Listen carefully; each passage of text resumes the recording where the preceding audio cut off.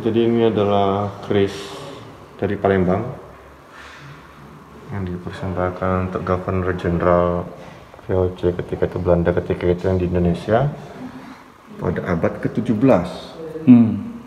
Berarti abad awal VOC di Indonesia ya, Belanda Indonesia.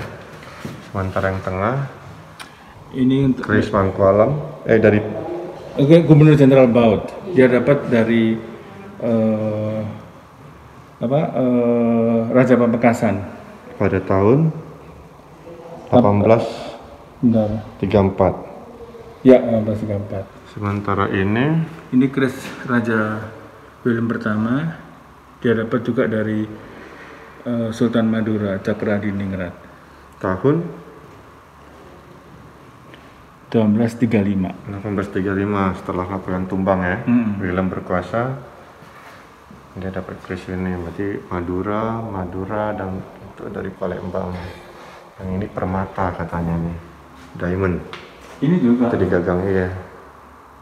Ini semua berarti diamond asli, termasuk yang Jawa ini. ambil sama mereka, disita sama mereka. Raja atau kerajaan? Raut tombak kan yang milik raja ya biasanya. Masa? Ya tombak ketika itu cuma milik darah biru? Iya. Bukan milik pasukan biasa gitu? Bukan, tapi ini kemudian di sini bilangnya diserahkan kepada Gubernur Jenderal Baut untuk abad 19. Oke. Meriam-meriam pampasan perang berarti mas ya? Iya. Ini juga kan masih kelihatan pakai. Ini rotan ya? Rotan. Ada masih ada sisa meriam bambu. Rotan kayaknya. Oh tapi di bawahnya logam ya? Logam tapi dibungkus sama bambu dan rotan ya. Bambu yang atas itu bambu mas. Yang ini sementara ini ukiran Jawa. Kemungkinan punya kerajaan Mataram.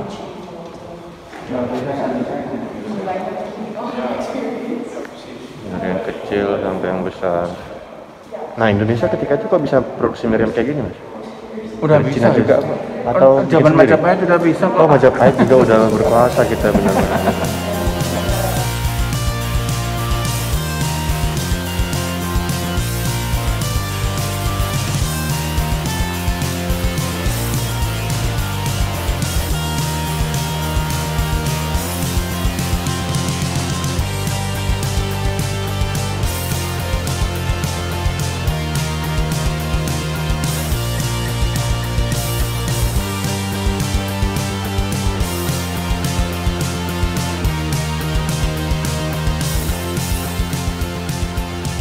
Tangan berikutnya apa nih mas?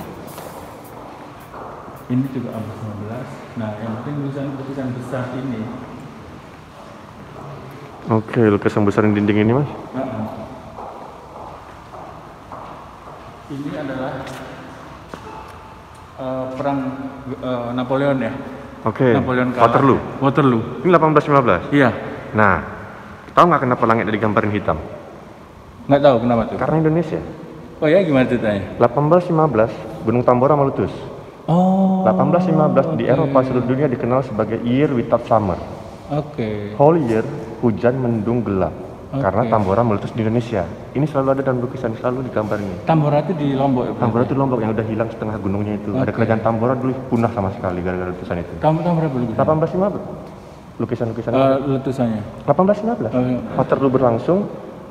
Pasukan Napoleon nggak nyangka nggak akan ada matahari, panen gagal, nggak ada pasokan makanan segala macam, itu yang bikin semua kacau balau. Salah satunya. Jadi Indonesia berpengaruh pada kekalahan Napoleon.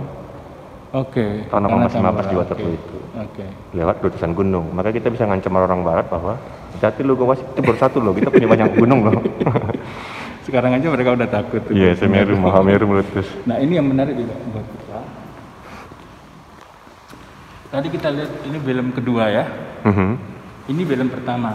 Ini bapaknya? Iya, bapaknya. Oke. Yang dia jadi karena konferensi Wina, setelah Napoleon kalah karena konferensi Wina, dia diangkat jadi raja. Oke. Belanda. Kemudian waktu itu Belanda masih termasuk Belgia. Oh, berarti raja pertama setelah Napoleon reign. Kalah. Oke. Setelah Napoleon kalah. Nah, yang penting di sini, ini dia menunjuk Pulau Jawa.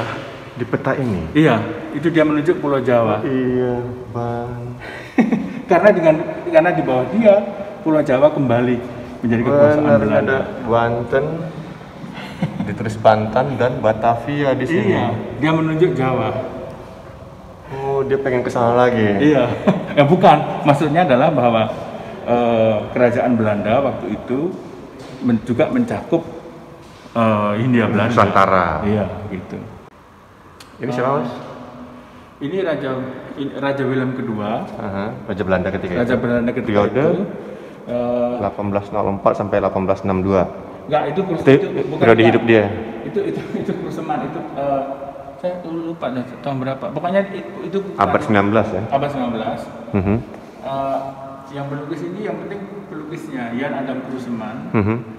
Ini gurunya Raden Saleh. Oh, pelukisnya ini. Iya. Orang Belanda tapi. Iya. Kruseman Oke. pendukung gurunya Raden Saleh. Ya, gitu.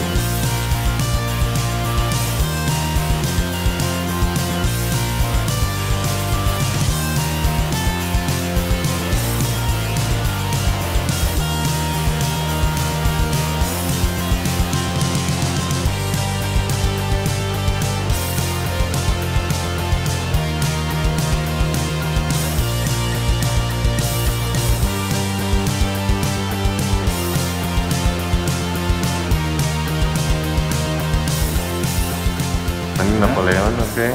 Napoleon itu waktu itu menguasai hampir Dunia lah. seluruh Eropa. Eropa terutama ya. Nah, terus ini adiknya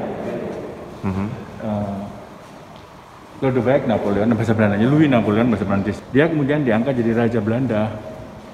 Louis Napoleon ketika Belanda diduduki. Sebelum Willem I? Sebelum Willem I. Oh, ketika dia Belanda diduduki Napoleon. Oh, masih di bawah Napoleon sebelum Napoleon kalah ya. Dia yang masih Belanda Iya, ini. dia masih Belanda. Oke. Nah. Di tahun sebelum 18 itu ya. Periode abad ke-18 berarti 17-an itu.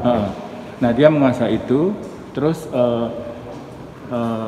dia ingin belajar, dia ingin apa ya, berbakti kepada orang Belanda gitu loh.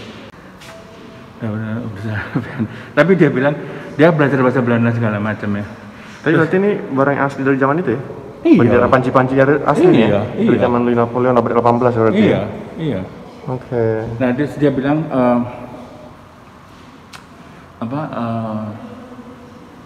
rakyatku gitu ya, rakyatku, aku adalah rajamu. Tapi dia salah bilangnya. Iban Ikoning itu dia bilangnya Iban Ikonen gitu. Oke. Ikonen itu kalau bahasa Prancisnya jadi karena lafalnya jadi konen. Padahal konen itu artinya kelinci kan.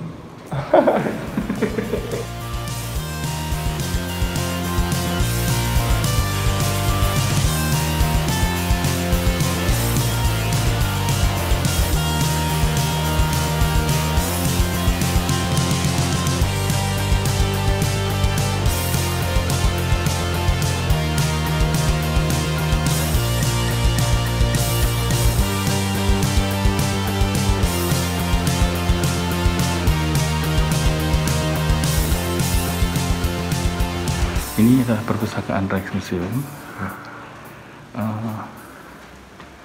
Koleksinya buku-buku seni ya, dari abad 19 sampai abad ketika didirikan sampai sekarang. Wow. Orang boleh belajar di sini sih. Cuman harus pakai izin, lewat izin. Kita bisa melakukan penelitian di sini. Ini disebut Eregalerie, galeri kehormatan. Ya, di sini dipasang lukisan-lukisan yang paling mahal di dunia, termasuk tentu saja di puncaknya adalah The Nachtwacht punya Rembrandt tadi. Nah, pada tahun 2013 itu Ratu Beatrix abdikasi, turun tahta. Oke. Nah, malam sebelum dia turun tahta itu sementara itu para raja-raja dan bangsawan-bangsawan Eropa datang ke sini semua ya, ke Belanda. Terus mereka malamnya ada perjamuan makan malam di sini. Oh, tempatnya di sini. Sebenarnya terus waktu itu ada protes dari penduduk Amsterdam. Karena makan di sini itu kan ada uapnya.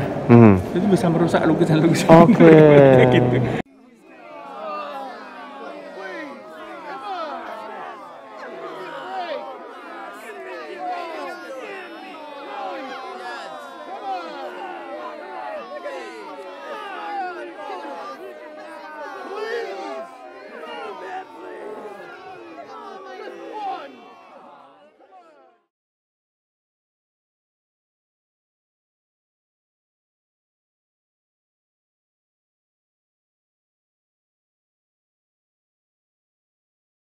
Di bagian yang menggambarkan Perang Dunia Kedua, cuman ada beberapa dua lukisan dan dua objek.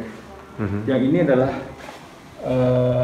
seragam kamp ya, orang dalam kamp konsentrasi. Yang waktu itu banyak orang yang di dalam kamp konsentrasi. Nah, ini adalah catur